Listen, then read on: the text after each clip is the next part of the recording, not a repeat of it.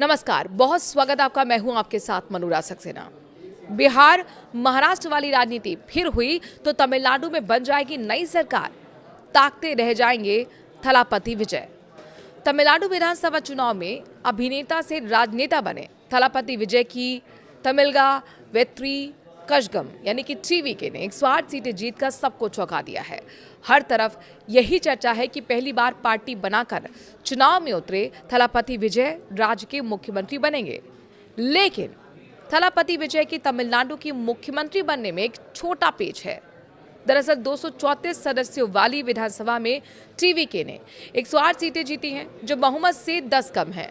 ऐसे में social media पर यह भी चर्चा शुरू हो चुकी है कि क्या तमिलनाडु में नई राजनीतिक ताकत बनकर उभरे थलापति विजय को रोकने के लिए महाराष्ट्र और बिहार वाली राजनीति देखने को मिल सकती है।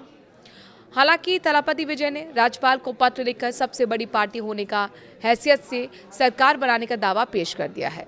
टीवीके ने सदन में बहुमत साबित करने के लिए 2 सप्ताह का समय मांगा है। महाराष्ट्र वाला खेला हुआ तो कैसे सरकार बनाने से चूक जाएंगे थलापति विजय, ये समझिए। बात 2019 के महाराष्ट्र विधानसभा चुनाव की है। चुनाव में बीजेपी और शिवसेना ने मिलकर लड़ा था। रिजल्ट आया तो बीजेपी को सबसे ज्यादा 105 सीटें मिली, सहयोगी शिवसेना को 56 सीटें मिली। इस हिसाब से इस गठबंधन के पास बहुमत के नंबर 145 से कहीं ज्यादा 161 विधायकों का समर्थन प्राप्त हुआ था। लेकिन सरकार गठन से ठीक पहले मुख्यमंत्री पद की डिमांड को लेकर शिवसेना ने बीजेपी का साथ छोड़ दिया। इसके बाद शिवसेना 56 प्लस, एनसीपी 54 प्लस, कांग्रेस के 44 विधायकों ने मिलकर नई सरकार का गठन बना लिया। गौर करने वाली बात यह थी कि शिवसेना की पूरी राजनीति कांग्रेस और एनसीपी की विचारधारा से किसी भी तरह मेल नहीं खाती थी। लेकिन देश की जनता ने इस राजनीतिक घटनाक्रम को देखा और महाराष्ट्र में सबसे ज्यादा सीटें जीतने वाली बीजेपी सत्ता से बाहर रह गई थी। उधर बिहार में नीतीश लालू भी ऐसा कुछ कर चुके हैं। इसी तरह का घटनाक्रम बिहार में भी देखा जा चुका है। बिहार की राजनीति में नीतीश कुमार और लालू प्रसाद यादव एक दूसरे के धुर विरोधी माने जाते रहे हैं, लेकिन दोनों बीजेपी को सत्ता से बाहर रखने के लिए 2 मौकों पर हाथ मिलाकर सरकारें बना चुके हैं। हालांकि दोनों ही मौकों पर नीतीश कुमार कुछ महीने आरजेडी के साथ सरकार चलाने के बाद रिश्ता तोड़कर दोबारा बीजेपी के साथ आकर सरकार चलाते दिखे।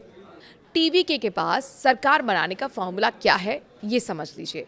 फिलहाल टीवीके के पास 108 विधायक हैं, जिसमें पार्टी प्रमुख थलापति विजय खुद 2 सीटों से विधायक है। इस वजह से उन्हें एक सीट छोड़नी होगी, जिससे टीवीके के पास 107 विधायक बचेंगे। तमिलनाडु में बहुमत के लिए 118 विधायकों की जरूरत है। ऐसे में टीवीके सूत्रों का कहना है कि वो कांग्रेस के 5, सीपीआई के 2 और इंडियन यूनियन मुस्लिम लीग के 2 और डीएमडी के, एएमएमके, एमकेजेड के यानी कि तमाम जो अलग अलग पार्टियां हैं, छोटी पार्टियां, उनका समर्थन लेकर बहुमत का आंकड़ा छू सकते हैं। जानकार मानकर चल रहे हैं कि थलापति विजय आसानी से बहुमत के लिए विधायकों का जुगाड़ कर लेंगे। थलापति की सत्ता से दूर रखने का फॉर्मूला क्या है, ये भी समझिए। अगर तमिलनाडु में भी महाराष्ट्र और बिहार वाली राजनीति हुई तो डीएमके के 59 प्लस, एडीएमके के 47 प्लस, कांग्रेस 5 प्लस और PMK 4 plus, IUML 2 plus, CPI के 2 विधायकों का समर्थन लेकर बहुत बड़ा आंकड़ा 119 को पार किया जा सकता है। इस फॉर्मूला को लेकर चर्चा यह है कि तमिलनाडु के पूर्व मुख्यमंत्री और जयललिता के सबसे करीबी नेता पनीरसेल्वम इस समय डीएमके का हिस्सा है। संभावनाएं तलाशी जा रही हैं कि क्या पनीरसेल्वम को आगे कर धुर विरोधी डीएमके और एडीएमके को एक साथ लाया जा सकता है। हालांकि राजनीति के जानकार इस संभावना को सिरे से खारिज करते हैं। आप क्या सोचते हैं? कमेंट के जरिए अपनी राय जरूर रखिए।